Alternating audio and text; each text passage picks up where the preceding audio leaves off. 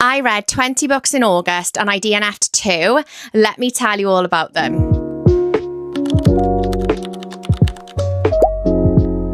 Hi everyone, welcome back to my channel. If you're new here, my name's Carly, and today I'm going to be telling you all about the books I read in August and the ones I DNF'd. I do feel like overall I had a pretty strong reading month in August. As always, I'm going to start with the DNFs and my least favourite books of the month, and then go all the way up to my favourite reads. I had one 5-star read this month, and yeah, to be honest, I'm just going to dive straight into the books because I've got 22 books to talk about. Right, we're going to start off with the negatives. So my first DNF was Senseless by Ronald Malfi, and I DNF'd this book at 21%. I believe this book is supposed to be about vampires. I don't know if I'm making that up, but that is what I thought it was going to be about when I went into it. It's got fantastic reviews and it's my first Ronald Malfi, so I was really excited to read it. To be honest, this actually started off really well. I absolutely loved the opening chapter.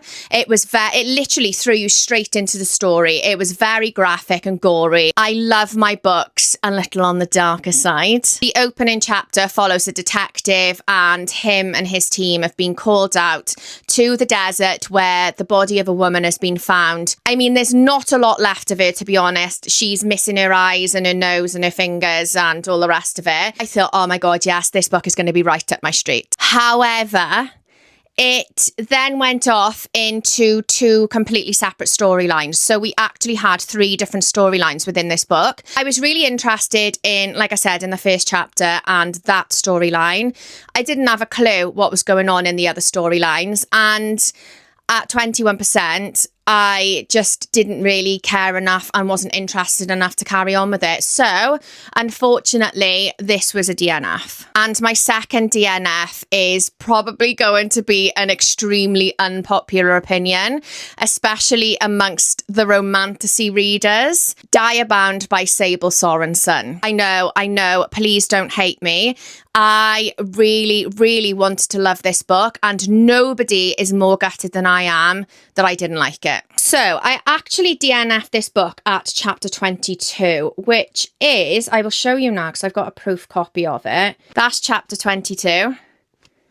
So I would say maybe a third into it. So I did give it a really good go. Like, this book is an absolute chunk. It's like 600 odd pages. And it has been described as being like Fourth Wing, but instead of dragons, we've got dire wolves. And I was like, yes, this is going to be something different because I feel like dragons have been done to death. Initially, I did quite like it. And I was invested enough. I actually did this on audio. Now, I used one of my Audible credits for this, so I am extremely mad that I wasted an Audible credit, but everybody was raving about the audiobook, so I thought, right, I'm going to do it on audio. And yeah, I mean, I don't even know what point it was that I went from enjoying it to absolutely loathing the FMC, Merrin. Like, I can't even tell you if it was something in particular that she did. It was literally, you know, when you just all of a sudden, I was actually listening to it while I was working, and I was stood there and I was like, oh my God, she is really starting to get on my nerves now. It was the constant whining. All she did was whine and moan about literally everything. And once I got to that point, I couldn't get past it. You know, when something has irritated you, I don't know if anybody else is the same as me. Once something like that has kind of like got on my nerves, I just can't get past it. So yeah, I ended up stopping the audiobook and sacking it off, and yeah, nobody is more gutted than I am. Right, we're on to the 2 stars. So I've got 2 2-star reads, and then all of the rest are 3 stars and above. So it's not, I'm just going to get the negatives out of the way so that we can focus on the good. So 2 stars for The Forever House by Lisa Stone. I actually had this book on one of the 99p daily Kindle deals that we get daily in the UK. This is a haunted house thriller that has been described as being gripping and twisty. And on paper, this literally sounds like my type of book. It follows the story of Jasmine. She moves into her forever home with her husband and her 2 daughters. But something about the house seems a little bit off. the temperature drops suddenly, the plants in the garden die straight away as soon as they've planted them. One of their daughters keeps saying she can see this woman in her bedroom at night. And again, this is another one that initially the vibes were vibing. I was interested. I love a haunted house. I love the spooky vibes. So the FMC Jasmine actually irritated me a little bit, because when she went to see this house, when she went to view the house, she noticed the drop in temperature and she noticed that something was a little bit off and she felt really uneasy in the house. So tell me why, if you feel like that, and I know it's fiction before anybody comes for me, but tell me why, if you feel like that and you've got these bad vibes, why do you go and buy it? Why would you buy a house and move your family into a house that is giving you neggy vibes? So straight away I was like, well, that's a bit silly, isn't it? I want to be really careful what I'm saying here, because I don't ever want my channel to be a place where I bash books. Like, obviously there's going to be books that I don't enjoy, but I can appreciate that we've all got different tastes, and obviously not every book in the world is going to be one that I like. But for me personally, I didn't like the way it was written. I didn't like the writing style, and I picked up on it quite early on in the book. And I actually thought to myself, I really do not like this writing style. And I almost DNF'd it. I don't know how to phrase it without, like, I really don't want to come across as a nasty girl, but it felt very juvenile. And to be honest, the FMC, considering she was in her 30s with a husband and 2 kids, she actually felt like this book felt YA. She felt very young, the FMC. For some unknown reason, I decided to push through it. I don't know why, because usually when the vibes are off, I just DNF. And honestly, I wish I hadn't bothered. It was not worth the payoff. I thought it was completely ridiculous the whole way through. The ending was ridiculous. So yeah, this was a big fat no from me. I actually think 2 stars is being generous. Maybe I should have given it a 1 star. Controversial, I know. And my last 2-star book of the month was Wonderland by Jennifer Hillier. And I feel like this is going to be an extremely unpopular opinion as well. I was so excited to read this book. This is a thriller book set in a fairground/amusement park. And it's got a clown museum. Like, oh my God, I was buzzing to get into this book. And again, the opening chapter of this book drew me right in. It was classic Jennifer Hillier. It was quite dark and graphic, and I absolutely loved it. So we've got a dead body in a fairground, and literally the vibes at the beginning of this book were immaculate. And I thought, yes, I'm going to absolutely eat this book up. But, and again, I don't know if this is just a me problem, because I am fully aware that this book has got very good reviews, and I know a lot of people that have read it and absolutely loved it. I actually found the rest of the book really boring. I didn't like any of the characters either. None of the main characters I was remotely interested in. And again, this is another one I should have DNF'd. I got to the halfway point and I thought to myself, do you know what? I don't actually care who the killer is. And usually when I get to that point, I DNF. I don't know what was wrong with me this month. I was determined to not have any DNFs, even though I still ended up with 2. But I pushed through, and no, it was not worth the payoff. And this is just another one that didn't live up to my expectations. I just want to say as well, because I'm aware that I've just been very negative about 4 books.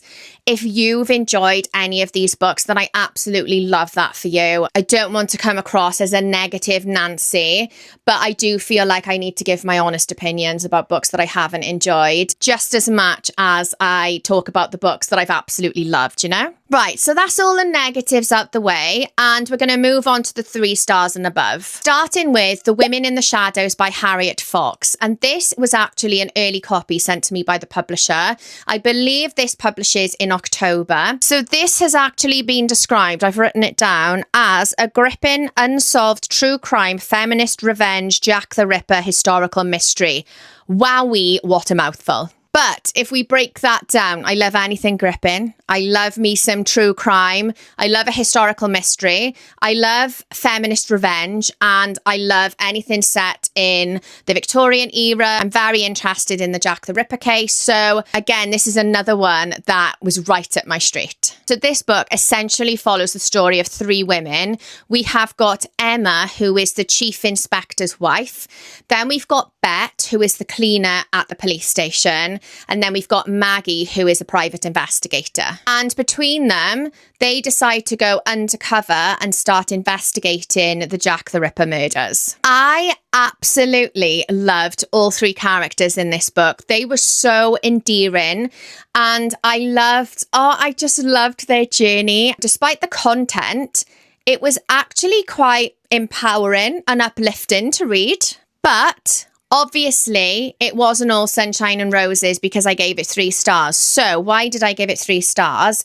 Because even though it was a thoroughly enjoyable read overall, and I would still recommend it, I actually found it started to get a little bit repetitive. I think this book was over 400 pages long, and in my opinion, it could easily have been 50 pages at least shorter if you cut out the repetition. But like I said, I would still recommend this one. On to my next 3-star read, we have got The Specimens by Myri Kidd. This is a fairly short book. I think it's just under 300 pages. And it is about the 2 women that were closest to Burke and Hare, who were 2 male serial killers in the early 1800s in Edinburgh. So it's been marketed as being about the kind of like the murders and life living with these 2 serial killers as being told through these women's eyes. Does that make sense? So I decided to pick this one up because I read The Resurrectionist, which I'll talk about later on in this video, which is set in the same time and is about the same people. So I thought, well, they're kind of like about the same thing, so they'll link in really nicely. So that's why I decided to give this one a go. I've had it on my shelf for absolutely ages, and I did really like how the 2 books linked in together because I'd already read The Resurrectionist.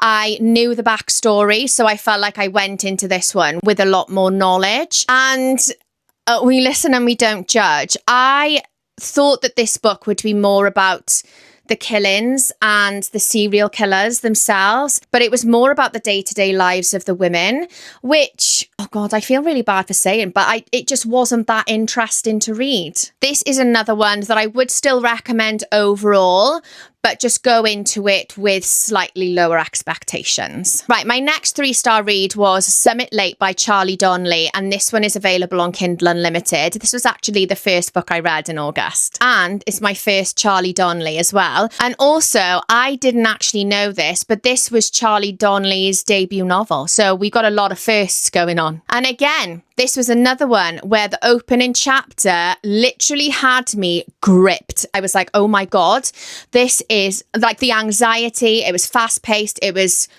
very shocking, the opening chapter. And I thought, again, that I was in for a great time. So basically, it is about a murdered law student and a reporter that is sent to kind of investigate what happened. So she is a journalist and her boss sends her to this small town to speak to the family and friends and find out what happened to this girl and get this kind of like epic story. Before I forget, I just want to say, if you are thinking about reading this book, please check trigger warnings first, because there is a lot of dark stuff in this book that I didn't expect when I went into it. So yeah, just make sure you check your trigger warnings first. And to be honest with you, and I know I'm probably going to sound completely ridiculous when I say this, I couldn't even tell you why I rated this book 3 stars.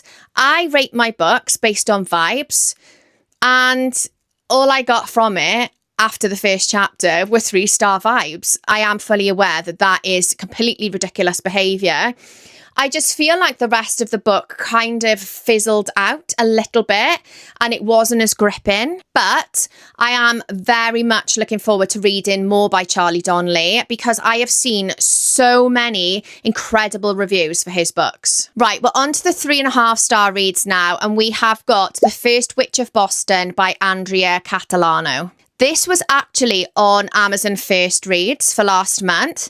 So, do you know what? I was looking at the Amazon First Reads and I was like, nothing's really like piquing my interest. And then I saw a witchy book and I was like, oh my God. Yes. So this is actually based on the true story of Margaret Jones, who was the first woman to be found guilty of witchcraft in 17th century Massachusetts. It follows the story of Margaret and her husband Thomas. They have arrived from England to start a new life together. Thomas is a very cautious man, but Margaret has a very fiery personality that often gets her into trouble. A combination of personal tragedies and religious hysteria means that Margaret faces unwanted accusations, and it's all about how her story plays out. It is actually very sad in places, and overall, I did really enjoy it. This was just another one that I wanted a little bit more from. I just wanted a bit more grit. My next 3.5-star read was The Intruders by Louise Jensen. And this was another one with an absolute cracker of an opening chapter. Like, my heart was pounding out of my chest when I read the first chapter. It follows the story of a couple called Cass and Jamie. They end up house sitting in this big manor house that has actually been abandoned for years after a robbery left nearly all of its inhabitants dead. I'm not being funny, but you won't catch me staying there. Not long into their stay, things start taking a bit of a strange turn. The clock keeps stopping at the same time. Cass thinks she can see and communicate with the ghost of the girl that used to live in the house. And overall, again, this was a really enjoyable read. For me, I just feel like it fizzled out a little bit in the middle. So I absolutely loved the beginning and I absolutely loved the ending. But yeah, fizzled out a little bit in the middle, hence the 3.5-star rating. My next 3.5-star read was A Gift of Death by Daniel J. Volper. I think that's how you say the surname, I'm not entirely sure. And this is actually an extreme horror about vampires. I didn't actually realise it was an extreme horror when I went into it. I went into it completely blind. I knew it was about vampires, but wowie, was this a shock. This is actually a really short book, so there's not really much to say about it without giving away spoilers, but it basically follows a heavy metal band. 2 of the members are vampires and 1 of them is human, and they are on tour. It's an absolute gore fest, to be honest. It is just an absolute, it's just carnage and gore and unhinged feral behaviour, which I mean, I was completely here for. You've also got another storyline about a boy who is trying to track down this band because he wants them to turn him into a vampire. And to be honest, I didn't actually know what to rate this book. I always struggle with what to rate extreme horror books because I rate my books based on vibes. This isn't going to make you feel all warm and fuzzy inside, is it? So I've tried to rate it based on what it's advertised as. Do you know what I mean? So it's advertised as an extreme horror book about vampires, and that's exactly what it was. So yep, 3.5 stars.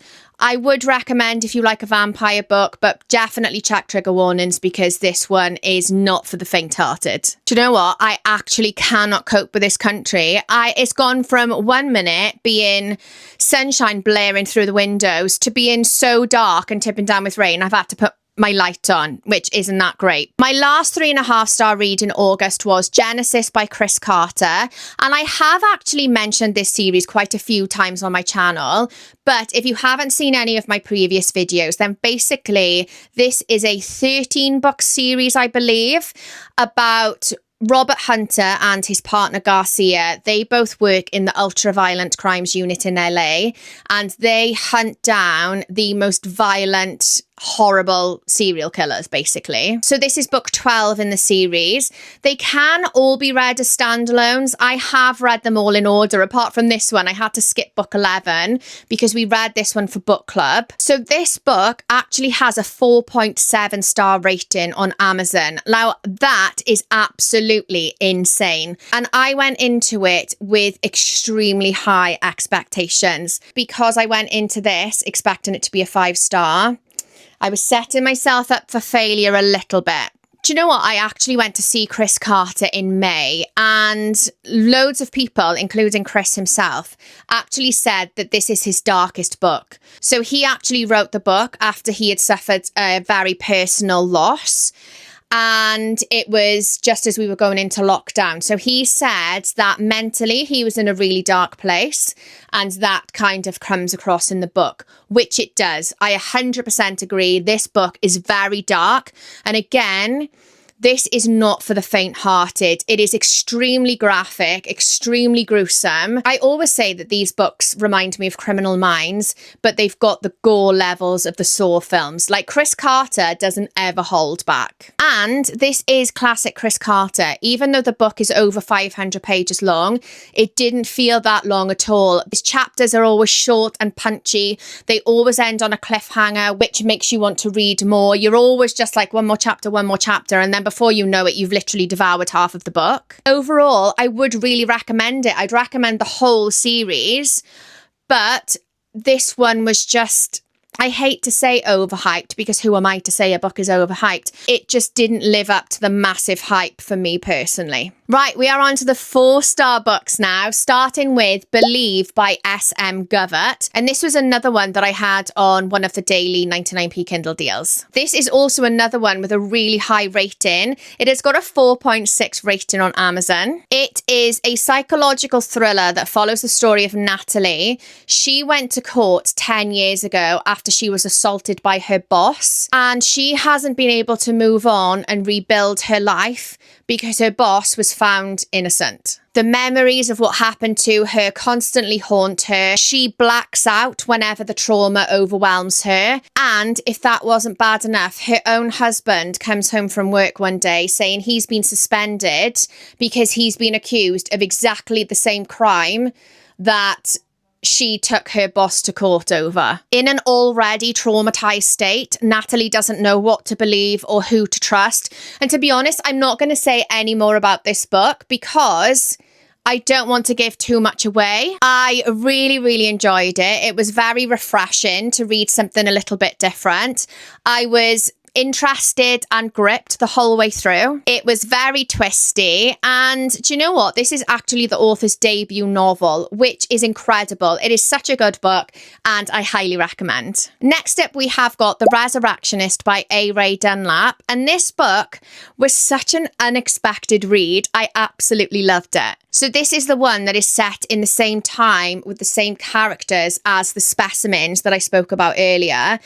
And it follows the story of James. He is a medical student who has gone to Edinburgh to study medicine, obviously, to study the anatomy. And to cut a very long story short, James ends up being thrown into the dark underworld of body snatching. Before he knows it, him and his kind of like body snatching team end up in a really dangerous situation, like life or death dangerous situation. And it's all about that, basically. This is another one that I was absolutely gripped the entire way through. I actually did this one on audio, and the narrator was absolutely fantastic. I felt like I was so immersed in this story while I was listening to it. Like, I actually felt like I was in Georgian Edinburgh. Like, I was there. I was by the gravesides with them. I had dirt on my shoes. Like, I was there. I actually picked up a physical copy of this a couple of months ago, maybe the beginning of the year.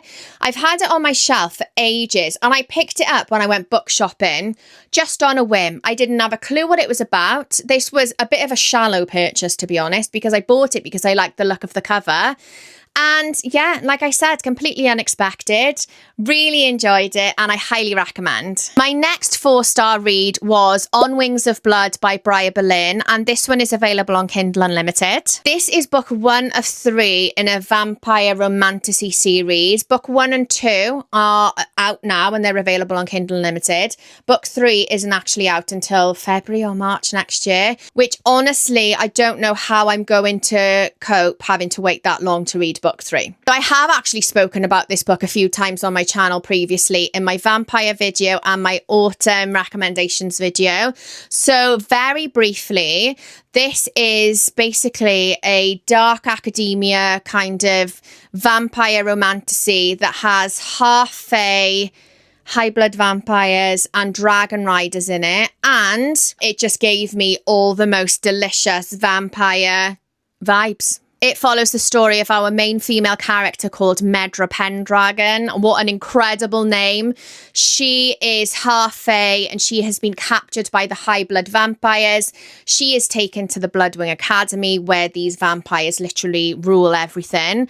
And the whole book is basically her trying to not be devoured by these vampires. It kind of gave me like Fourth Wing mixed with Serpent and the Wings of Night with a sprinkling of Mean Girls vibes in it. I feel like this book had a bit of everything, to be honest. The vibes were vibing while I was reading it, and yeah, I highly recommend. My next 4-star read was We Live Here Now by Sarah Pinborough. And again, I have previously mentioned this book on my channel. I think this was in my spooky books that terrified me video. So again, I won't go into too much detail because I don't want to end up repeating myself. But this one is basically about a spooky house. It is by the same author that wrote Behind Her Eyes. And if you've read that book or seen the Netflix series, you will know that Sarah Pinborough is the queen of twists. And let me tell you, she got me a good one in this book. So in this book, we have got a triple POV.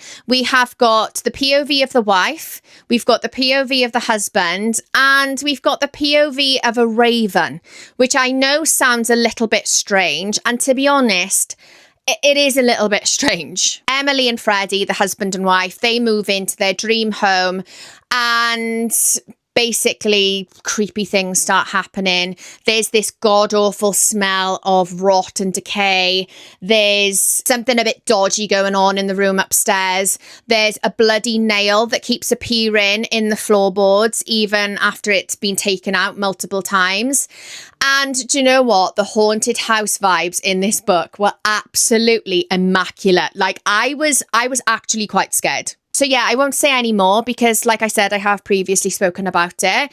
But all I will say is this one is perfect to add to your spooky season TBR. Right, my next 4-star read was There Are Rivers in the Sky by Elif Shafak. I honestly don't know if I'm going to be able to do this book justice because let's just say it was complex. There is absolutely no doubt in my mind that this book in its entirety, on its own, is a 5-star book. The way it was written, what's inside the book, the research that's gone into it, it is a 5-star book.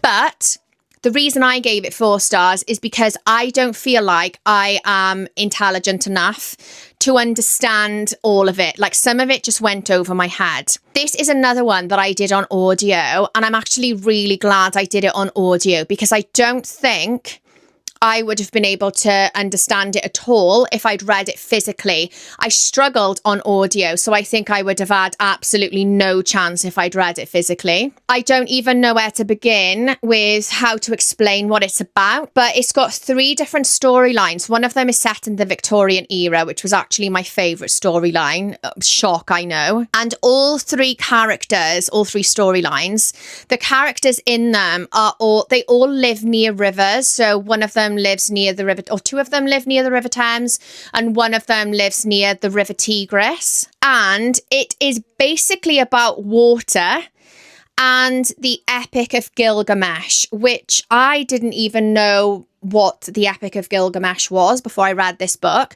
But it's basically an epic poem, I think, that is written on a tablet. I think is it an ancient Mesopotamia, something like that. Like I said, I don't feel like I'm intelligent enough to even talk about this book. But this is where I struggled. I struggled with the ancient history side of the book because there was so much information and names of people and places that I just didn't understand. And you know what? I can fully appreciate that this is going to be a 5-star read for most people. It is incredible. It is such a well-written, well-researched book. But for me, it was a solid 4-star just because I wasn't clever enough to understand most of it. My next 4-star read was Merciless Waters by Ray Knowles, and this is a fairly short horror novella. It is just over 100 pages, and I bloody loved it. This is another one that I've actually previously spoken about on my channel in my female rage recommendations video, and it is a sapphic kind of pirate love story female rage book. Basically, the story is set on a ship with an all-female crew, and the women on this ship, they just live in this never-ending kind of like existence. So there's no future, there's no past, they just have a present, if that makes sense. It was a little bit fever dreamy, this book, to be honest, a bit whimsical. Like, I felt like I was a bit like, yeah, having a fever dream while I was reading it. One day, a man ends up aboard the ship after he's been found drifting at sea, and he puts a bit of a spanner in the works and kind of kickstarts all the women on the ship's female rage. Because it's only 126 pages, I don't want to give away any spoilers. All you need to know is it's whimsical and fever dreamy. I absolutely loved Ray Knowles' writing. It's got pirate vibes, female rage, and unhinged behaviour. And I highly recommend. My next 4-star read was They Never Learn by Lane Fargo. And this is actually a feminist serial killer revenge thriller. I know, it's bloody perfect. The tagline on this book says something like, he wasn't afraid of me and that was his first mistake. And oh my God, I have literally got goosebumps. The vibes in this book were absolutely immaculate. It basically follows the story of Scarlett. By day, she is a professor, and by night, she is a serial killer. It kind of gave me Kitty Collins vibes a little bit, How to Kill Men and Get Away with It. If you've read those books, then this one definitely gave me similar vibes. It's got dark humour in it. The police start investigating these murders, and Scarlett realises that it's not going to be long before her secret life is exposed. And yeah, like I said, the vibes were immaculate. I absolutely loved it. I really liked the writing style, and it's actually made me really excited to read The Favourite by Lane Fargo, which I also have on my shelf. And my last 4-star read of the month was Rewitched by Lucy Jane Wood. And I actually finished this book on the last day of August, so I got it in just in time. This is a cozy witchy fantasy that is about the magic of love in all its different forms. And do you know what? It's actually been marketed as a romance, but I personally wouldn't say that it was heavy on the romance element, which I kind of preferred. It follows the story of our main character called Belladonna Blackthorn. I mean, can you even cope with that name? I literally want to change my name to Belladonna Blackthorn. Like, absolutely epic behaviour. She works in a bookshop. She has a toxic boss. She's trying to conceal her magic. And to be honest, she's feeling a little bit burnt out. Belladonna celebrates her 30th birthday, but with this 30th birthday celebration comes a summons from her coven where she must go and pass a trial in order to be able to keep her magic. If she fails this trial, her magic will be taken away from her forever. She has just 1 month to perfect her magic. She has an unlikely mentor to help her, who I absolutely loved. She must rely on the women in her life to help her. And to be honest, most of the way through, this was a solid 3.5-star read. I was having a lovely time. It's very easy to read, and there wasn't any point at all while I was reading it that I wasn't interested. I was invested the whole way through. But the last 20%, absolutely, oh my God, it blew me away. I loved it. It was so unexpected. And do you know what? It actually made me cry. I am actually going to do a video on books that made me cry. I know I've said this previously, but I am actually going to do it. I am not a crier, but it's nearly always the same thing that makes me cry. This was such a good book. I highly recommend it. And this is another one that's actually perfect the current cozy season. We're in September now. We're almost there. We're on to the last 3 books. We have got 4.5 stars for The Very Secret Society of Irregular Witches by Sangu Mandana. This is another cozy witchy fantasy, and this is another one that is absolutely perfect for your fall TBR. It basically follows the story of our main female character, who is a witch called Mika Moon, another absolutely epic name. She has always been encouraged by her coven to keep her head down, keep herself to herself, and to stay away from other witches. Mika is contacted by a family because they desperately need her help. They have 3 young witches of their own, and they want Mika to teach them how to control their magic and use it more effectively, basically. This is another book that is just, oh God, it just had the cutest, coziest vibes. It has got found family in it. It just gave me all the warm and fuzzies while I was reading it. It actually reminded me a little bit of House in the Cerulean Sea by TJ Klune. So if you've read that book and you enjoyed that book, then I highly recommend this one for you to try.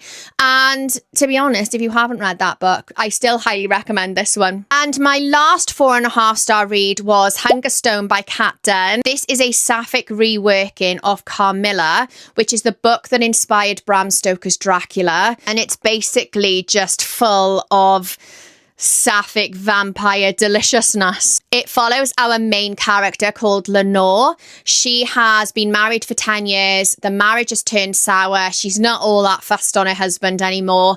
They end up going on a trip to the Peak District, where during their travels they end up in a carriage accident, and this accident is where Carmilla comes into Lenore's life. Lenore has always been encouraged to mind her manners and control herself and be meek and mild, and be a lady. And Carmilla represents the complete opposite of the way that Lenore has been raised, basically. Carmilla is daring and bold and such a strong female character. This was another one that was so unexpected. I actually did this one on audio, and I highly recommend the audio.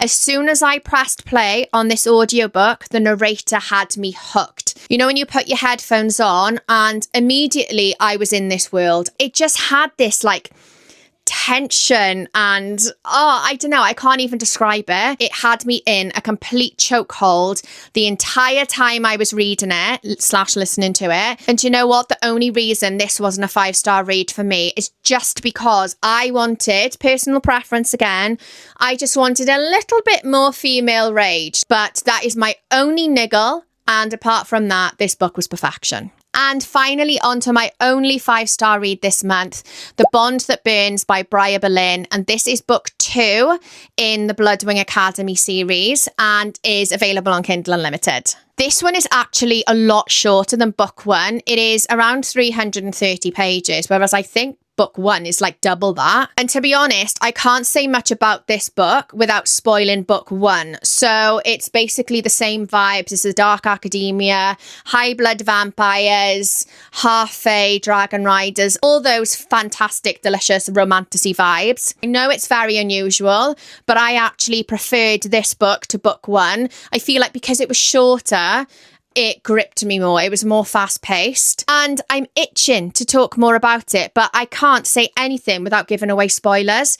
So all I'm going to say is read book 1, persevere with it because it is a little bit more on the slow burn side, and then do what I did and go straight into book 2. And hopefully you will agree that this book is definitely worthy of the 5-star rating. So yeah, that is it. That is the end of my August reading wrap up. Do you know what? Even though I only had 1 5-star rating this month, I do feel like I have had a fantastic month of reading. I have had so many 4-star reads, and to be honest, it was only the first 4 that I didn't really like.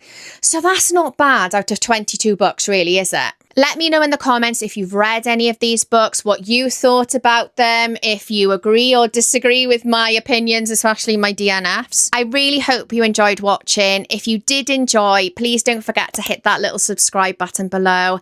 I would absolutely love it if you decided to stick around. And I will leave it there for now, and I'll catch you all next time.